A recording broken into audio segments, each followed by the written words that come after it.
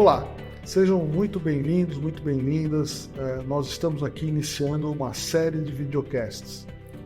Essa série começa hoje, estreia hoje, com o nosso querido amigo Danilo Dias, que veio nos visitar para conversar um pouco sobre esta relação entre nós, advogados, e o RH, Recursos Humanos. Eu sou Solon Cunha. E eu, Érica Seddon. E junto nós vamos aqui receber profissionais de recursos humanos para um diálogo sobre essa transformação que nós estamos vivendo no mundo do trabalho e a sinergia com as relações da advocacia. E essa transformação das relações de trabalho, ela está ocorrendo com uma velocidade, né, muito rápida e ela, sem dúvida, foi muito potencializada pela pandemia da Covid, né? E também vem sendo muito transformada devido ao avanço da tecnologia. E nós aqui traremos convidados para discutir como que esses avanços estão transformando a nossa relação com o mundo e as relações de trabalho. Pois é, no dia a dia da prática trabalhista e sindical aqui no Matos Filho, nós somos sempre provocados pelos nossos clientes a pensar soluções jurídicas atreladas a decisões de gestão de pessoas, a ambientes de trabalho. Por isso, nós resolvemos puxar a cadeira para a mesa e trazer para a conversa profissionais de destaque do setor de RH, para que juntos possamos conversar sobre essas iniciativas relacionadas a bem-estar, diversidade, inclusão, enfim, uma série de temas que virão por aí. E para começar com o pé direito, nós vamos iniciar as nossas conversas com o tema de inovação e trouxemos aqui o Danilo Dias, diretor da BRH, Associação Brasileira de Recursos Humanos. E o Danilo conta com uma trajetória de mais de 20 anos na área de recursos humanos. E, além disso, o Danilo é um grande entusiasta da tecnologia e esteve aqui num dos maiores eventos sobre tecnologia, o South by Southwest, SXSW. Como é que foi esse impacto? Conte as coisas práticas lá. O que você viu que te fascinou? Bom, muito obrigado pelo convite. É uma honra estar aqui com vocês, né? Matos Filho sempre acompanhando, né, essa trajetória trabalhista e com uma competência sem igual. Então, é um prazer estar aqui com vocês. E é um impacto enorme, Sol. SXSW, ele nasce como um festival de música e se transforma ao longo de décadas num festival que promove cultura, comportamento, música, tecnologia, inovação. Então, ir ao SXSW é fazer um upgrade do nosso cérebro. É uma expansão de memória. Totalmente. É incrível, você volta de lá entendendo muito melhor o que você pode esperar para o futuro das organizações culturalmente, e, enfim, da sociedade, por que não? Porque mexe com esse contexto como um todo. Foi um aprendizado maravilhoso. Foram 7 dias, no meu caso, dessa turma que foi, e a gente saiu de lá com uma visão muito mais clara de que nós estamos na última fase dos desenvolvimentos de tecnologia e o mundo vai ser totalmente diferente. Não tem retorno. Não tem mais retorno. Não sei se felizmente ou infelizmente, tem coisas que eu adoro, que são coisas bastante simples, que eu gostaria que nunca acabassem. Mas eu vejo que... O disco de vinil está voltando. O disco de vinil está voltando. Eu acho que muitas coisas, aqui já trazendo um spoiler, a gente vai para um lugar ver tecnologia e a gente acaba identificando por que é que o humano faz diferença. Nós estamos nesta fase, ou seja, tem tanta coisa acontecendo que praticamente a gente se volta à pergunta, mas o que é que não nos substitui? E aí vem essa reflexão incrível de sim, temos tecnologia, sim, temos uma série de coisas acontecendo, mas a intervenção humana ainda é crítica para uma série de detalhes para que de fato você consiga gerir muito bem. Então, é um mixed feelings, né? Eu quero muita eficiência, eu quero muita produtividade, mas ao mesmo tempo eu tenho que estar muito atento a qual é a intervenção humana que vai ser realmente necessária para que eu tenha uma organização competitiva, para que eu tenha uma organização de fato que possa ganhar mercado, ter perenidade no futuro. E Danilo, na SXSW, o que você viu de mais interessante para a área de gestão de pessoas, enfim, processos que você acha que realmente vai ser aplicado nas empresas? Olha, tem muita coisa ainda em early stage com aplicabilidade imediata, né? Então, assim, vamos por partes. A primeira coisa que eu acho que a gente tem que contextualizar é que nós estamos realmente, como o M-Web falou, vivendo um super ciclo de tecnologia. E nós todos, não importa se é geração X, Y e tudo mais, nós todos somos a geração de transição, que ela chamou de geração T. Que, na verdade, toda essa população que hoje, alguns estão nativos digitais, outros adaptativos digitais, todas essas gerações serão classificadas como a geração de transição para essa outra visão de mundo que eles estão enxergando e que a gente pôde sentir um pouquinho mais sobre isso. Isso é crucial falar sobre geração de transição, porque um dos maiores desafios hoje na prática que está acontecendo, e eu repito isso para todos, é a capacidade da liderança de gerir essas diferentes gerações que estão presentes no mercado de trabalho hoje, né? Então você tem várias gerações, né? E antigamente, talvez há uns 20 anos ou 10 anos atrás, no meu time direto eu tinha uma geração diferente da minha. Hoje você vai encontrar 3 gerações diferentes das suas. 3 gerações ansiosas com todo esse avanço tecnológico. E cada geração merece um tempo de dedicação, de uma fala como um gestor, como um líder. E a sua escuta tem que ser diferente para cada uma delas, porque a perspectiva delas com relação ao mercado de trabalho é diferente. Isso por si só já é, na prática, um dos maiores desafios na área de recursos humanos e na liderança das grandes empresas. Em suma, se antes você dedicava 20% do seu tempo para conversar com seus subordinados, hoje, se você não dedicar pelo menos 50% do tempo, ele vai embora. Você vai ser surpreendido. Essa surpresa que você vai ter, possivelmente é obrigado, até logo. Então, aquela luta que a gente tem no dia a dia de eu preciso fazer uma apresentação, eu preciso planilhar, eu preciso escrever uma peça, versus eu sei que ele me pediu já 2 dias seguidos para falar comigo e eu não tenho tempo para falar com ele. Quem não entender que a prioridade e o equilíbrio entre essas 2 tarefas precisa ser melhor equilibrado, vai se surpreender e vai voltar a ser um técnico. Não vai ser um líder respeitado. Então, alguns têm isso de maneira natural, outros têm que polir isso para se tornar líderes, mas hoje em dia a combinação das 2 coisas é essencial. Não só é o cara que realmente tem isso de maneira nata, ele precisa também ter exercitado este processo, porque ele não está lidando com um cara da mesma geração. Ele está lidando com pessoas de outra geração que não estão mais tão preocupadas como, por exemplo, da geração X, que tem essa ideia de crescer na carreira, de acumular para ter alguma estabilidade. O jovem não está preocupado com isso. O jovem está preocupado com o próximo passo, o jovem está preocupado... eu não vejo ele tão mais preocupado com o longo prazo.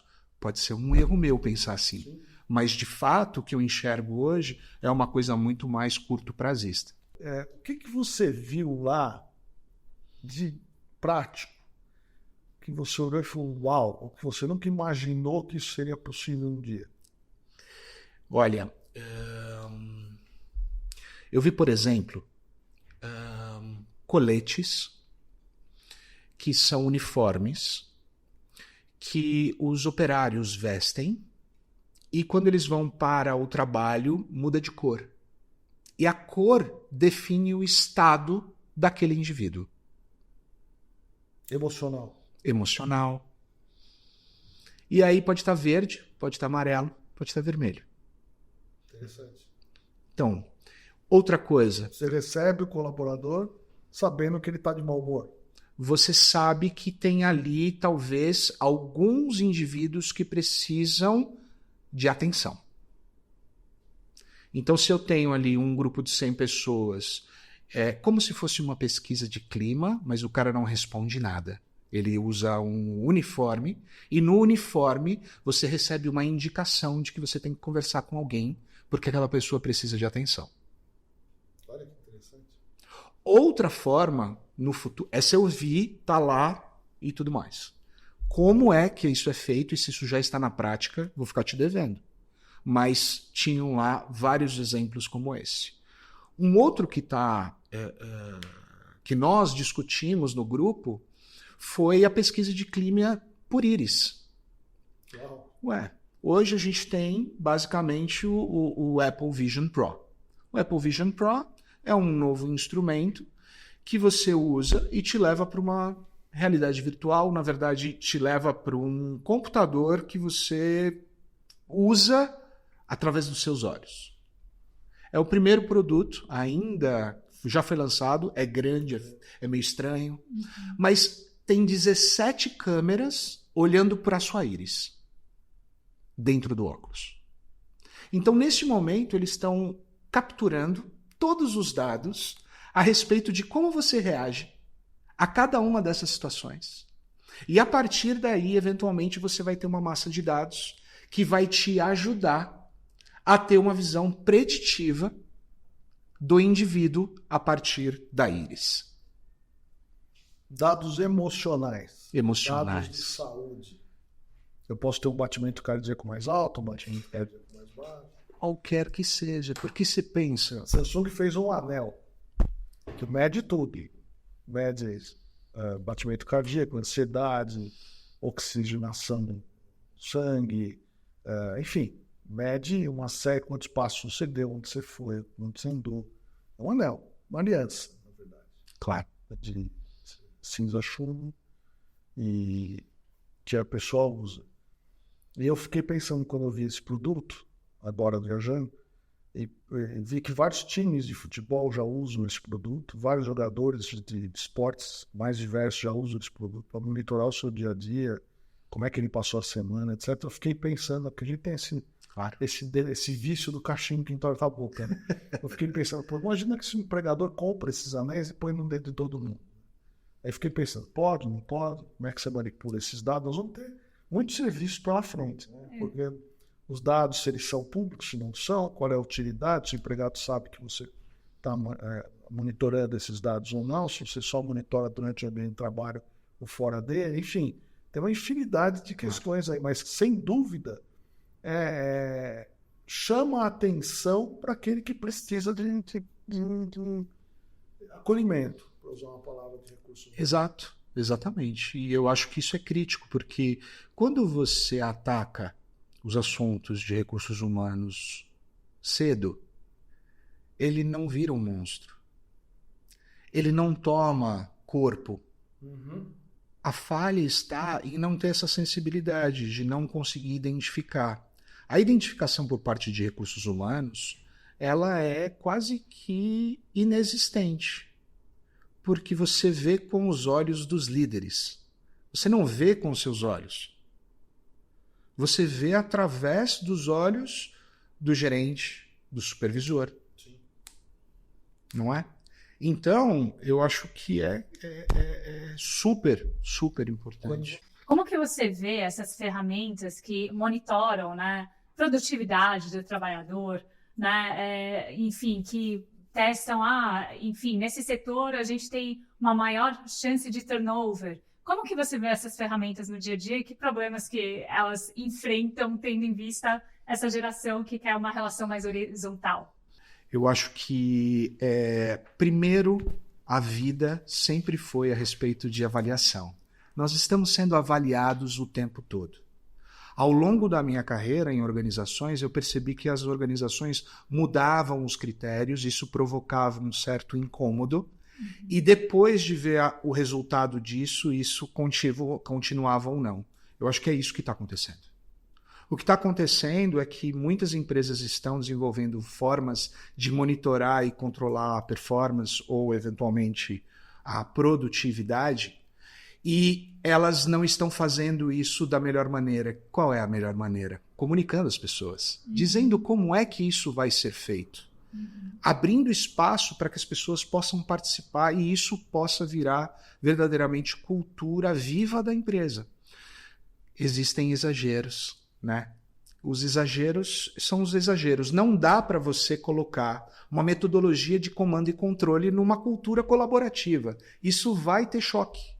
Então, se você está construindo uma ferramenta de monitoramento, de produtividade, e esta é uma ferramenta que exige uma forma de gestão de comando e controle, e você está criando um ambiente colaborativo, eu não acredito que isso vá conversar. Né? Eu sou um cara de produtividade, eu sou um cara de fazer mais com menos. As empresas são assim. Então, eu acho que não tem como a gente recuar. Os exageros precisam ser coibidos. E, muitas vezes, eu acredito que o buy-in organizacional, com o objetivo de monitoramento como um todo, pode surtir efeito se tiver uma estratégia da empresa com alguma coisa que seja realmente importante. Então, vamos colocar em outros termos mais práticos. Se eu estou numa empresa de tecnologia, eu tenho um concorrente, esse meu concorrente está avançando muito mais do que eu, e eu preciso ter um monitoramento de produtividade para que eu possa engajar a minha população e os meus colaboradores para que a gente possa ser competitivo perante este concorrente, eu posso criar um ambiente muito fidedigno, genuíno, em que eu converso, abro para as pessoas o porquê nós estamos fazendo isso, qual é o nosso objetivo, aí eu não vejo problema. O que acontece é que todo mundo quer monitorar, quer controlar, não quer falar para outra pessoa como ela está sendo controlada. E isso muitas vezes traz uma sensação de que você não está trabalhando, né? Você está num outro tipo de ambiente. Então, de novo, não é sobre a tecnologia, não é sobre os processos, é como a gente lida com eles perante a nossa população. E é isso que eu tenho observado. A gente se espanta quando a gente vê políticas e práticas nas empresas e você olha e fala, nossa, mas as pessoas aceitam isso? Elas aceitam. Faz parte da cultura. Mas tem propósito? Tem. E aí? É bom. Os assuntos de ética têm que estar nos onboardings mais do que nunca. Vão ter que ser revistos. Totalmente. Os parâmetros, as suas definições. Porque é um novo mundo. Porque a gente tem desastres, coisas horríveis no mundo, que nós vivemos aí ao longo dessas, enfim, centenas de anos, que foram promovidos por indivíduos que utilizaram as tecnologias e todo o arcabouço disponível para fazer para o mal. Isso também é possível. O que eu ouço muito na sua fala é uma necessidade de adaptabilidade, né, dos profissionais e, por parte das empresas, de uma humanização do estabelecimento quase de uma relação pessoal no ambiente profissional. Né? Como lidar com isso e quais, por exemplo, como a gente pode usar ferramentas de inteligência artificial para nos ajudar? Eu acho, sinceramente, que saúde era um assunto que não estava na mesa da vida executiva, mas hoje tem que ser central na estratégia de recursos humanos. Se eu só responder isso para você, eu já estou inserindo um assunto de extrema dificuldade que precisa estar na mesa na relação de trabalho. Ponto. Se outros assuntos virão, eu não sei, tenho dúvidas. Acho que, assim como eu vi muitos líderes do passado entrando nestes assuntos e sendo amados por isso, eu acho que alguns podem. mas eu acho que vão ter mais diretrizes das empresas com relação ao assunto, porque hoje em dia está muito mais perigoso, né? Então, não tem como. Vai sim vir para a mesa na relação de trabalho. Pelo menos a saúde eu posso te dizer. Os outros assuntos eu acho que vai depender da natureza, vai depender do ambiente, vai depender da cultura, né? Mas eu não vejo outra saída. E, sinceramente, hoje, se os diretores, vice-presidentes, os CEOs das empresas não colocarem saúde no centro da estratégia de recursos humanos, esse assunto vai continuar desabastecendo a força de trabalho e carregando custos, porque é isso. Se fosse só desabastecer mão de obra, não tem problema. O problema é que você desabastece, mas não desabastece seu custo. E aí você tem um problemão, porque aí você tem um problema de negócios para resolver. Deixou de ser apenas um problema de tratar indivíduos, passou a ser um problema de resultado. E eu imagino que com todos esses avanços tecnológicos, o treinamento dos profissionais vai ser algo muito necessário, né, para garantir essa adaptabilidade, né? Como que você vê essa gestão de treinamento, enfim, multiplicação, né, de know-how sobre essas ferramentas? Outro dia eu estava conversando com um amigo e eu perguntei para ele, o que você faria? Ele falou, eu colocaria inteligência artificial no onboarding de todos os meus funcionários. Já. Custa caro. Custa caro, mas é uma adaptação. Você tem que se adaptar. Você mesmo falou sobre essa adaptabilidade. Você tem que botar a mão na massa, experimentar, testar, errar, conversar com as pessoas. É sobre isso. Vou fazer um outro caminho para a gente raciocinar. Durante muito tempo, a gente teve o mercado falando sobre só se promovem técnicos a líderes. Isso está totalmente errado. Isso é uma confusão que estão fazendo nas organizações, porque aquele indivíduo não tem competência de gestão. Ele conhece tecnicamente o assunto, mas não tem esta capacidade. Mas era tão importante a técnica que o risco você comprava. Eu acho que isso vai mudar. Deixa eu virar a mesa aqui para um outro assunto, que é o sindicato. Boa. As relações sindicais. Eu estava aqui pensando em tudo que você comentou conosco, e hoje, pelo menos a minha visão desse mercado, os sindicatos estão envelhecidos. As pessoas dos sindicatos, por terem criado um regime quase que de um feudalismo, né, de passar para os filhos ou para o melhor amigo a sucessão e praticamente não ter disputa eleitoral, enfim, não vamos aqui tentar mudar o diagnóstico, mas o fato é que os sindicatos têm muitos homens, os sindicatos estão com líderes que já estão no poder há mais de 20 anos e são provavelmente sempre os mesmos. Nós temos uma dificuldade do jovem ter interesse pela liderança sindical. Eu começo a ver nas empresas um cargo novo, que é o RTS, Relações Trabalhistas Sindicais, por gente muito competente, mas quase que independente das associações de classe, né, desenvolvendo a sua própria pauta, os seus próprios grupos, assim, por diante. Vejo os sindicatos que vêm da Covid com assembleias virtuais, que mudam o resultado do jogo praticamente, porque na assembleia virtual a chance de voto condutor é muito menor. E aí eu tenho todos esses fatores que você mencionou aí, né? Como é que você vê o futuro do sindicato diante desse mundo novo? Super pergunta. Especialmente para o nosso ambiente, né? Super pergunta. A primeira coisa que eu queria dizer é que o modelo de negócio de sindicatos ou ele muda ou ele não tem sustentação. Porque não tem serviço de contrapartida. Eu acho que a primeira coisa que os sindicatos precisam entender é que o modelo que foi criado lá atrás e que sustentava o modelo de negócios do sindicato, ele não é percebido como um serviço prestado.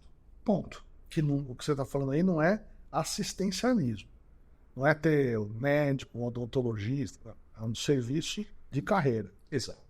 Porque todos esses serviços agregados foi pela ausência da prestação de serviço do core sindical. Então, isso precisa ser mudado, né? Eu tenho dificuldade de enxergar o futuro, mas eu tenho que dar valor ao papel do sindicato.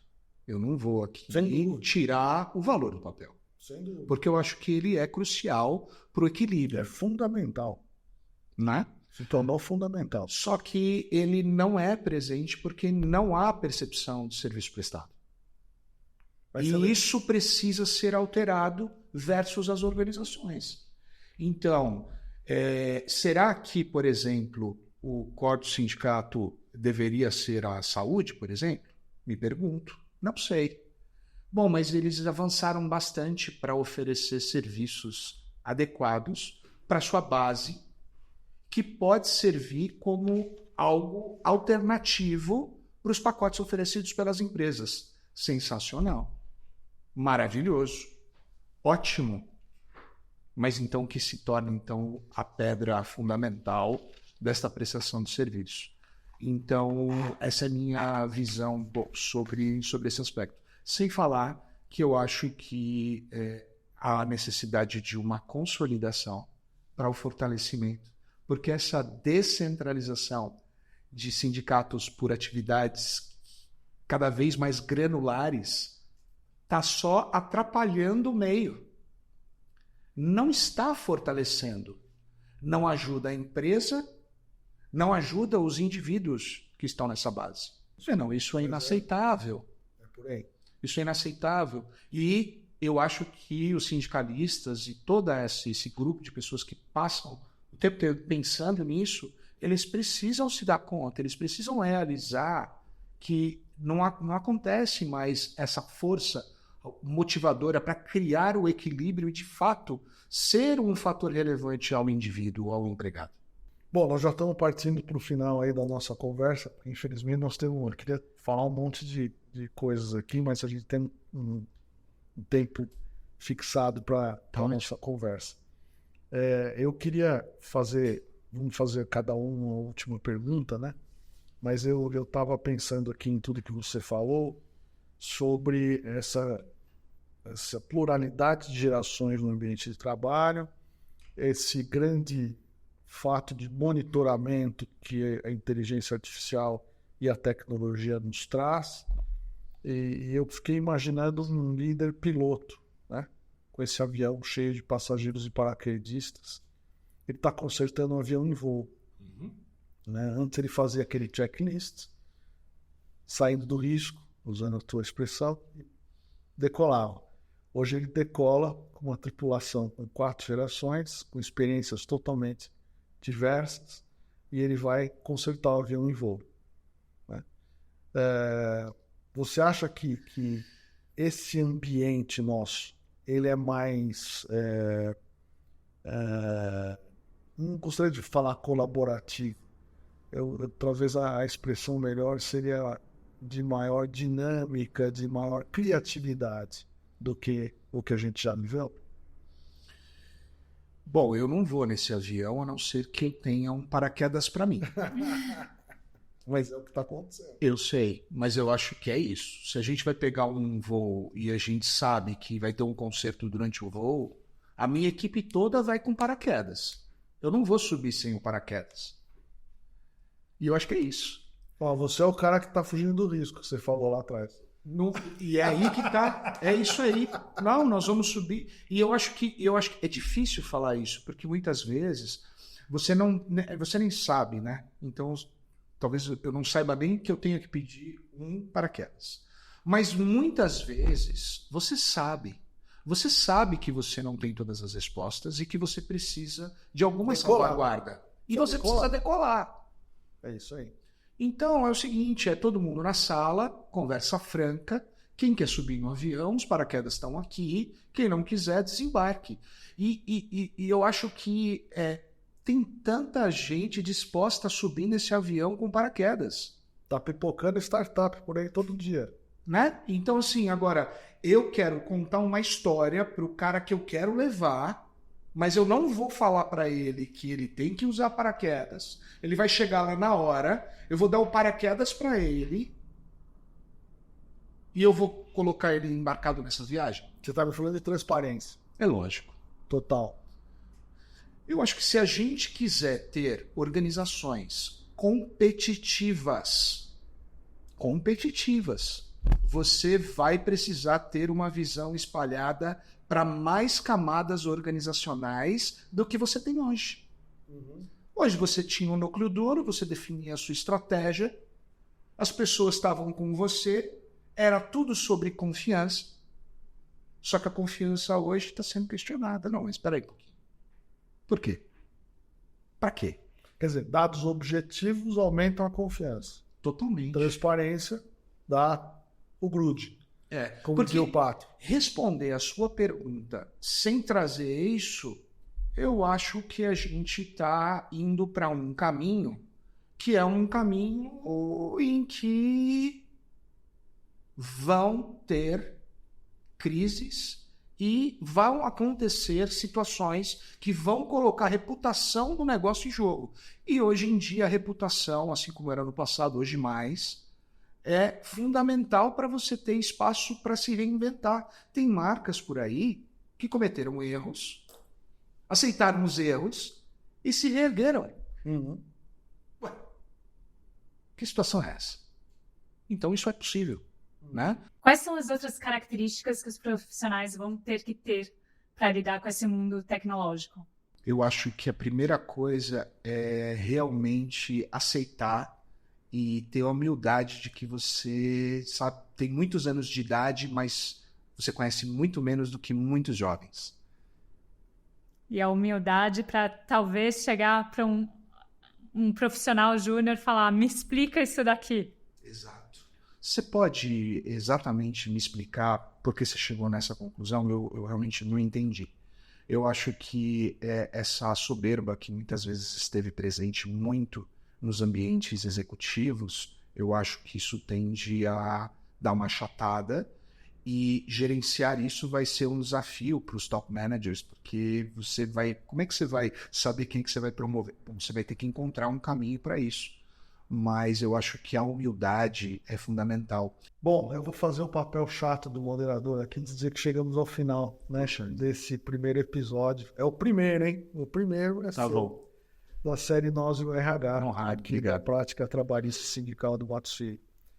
Danilo, foi um imenso prazer receber, foi um imenso prazer estrear a nossa série com a sua fala, ter esse número histórico. E espero que tenha sido para você também agradável estar aqui conosco e que sempre deixa aquela vontade de continuar, né? Isso é que faz um bom bate-papo, um papo de varanda. Maravilhoso. Obrigado. E depois a gente te manda a conta da terapia por toda essa ansiedade compartilhada, né? É assim mesmo, a gente precisa cuidar da mente, do espírito e o corpo, sem dúvida. Só tenho a agradecer, muito obrigado, estou lisonjeado de estar aqui e super aberto para poder colaborar, contribuir, para que a gente possa ter um ambiente de trabalho para o Brasil muito mais competitivo que os outros países, acima de tudo. Muito obrigado. Muito obrigada, Danilo. Bom, obrigado também a vocês que nos assistiram, né, que estão aí nos ouvindo, nos assistindo nas nossas mídias sociais, nos nossos portais, no Portal Único, nas redes sociais do escritório. E agora vamos para o próximo episódio. Muito obrigado.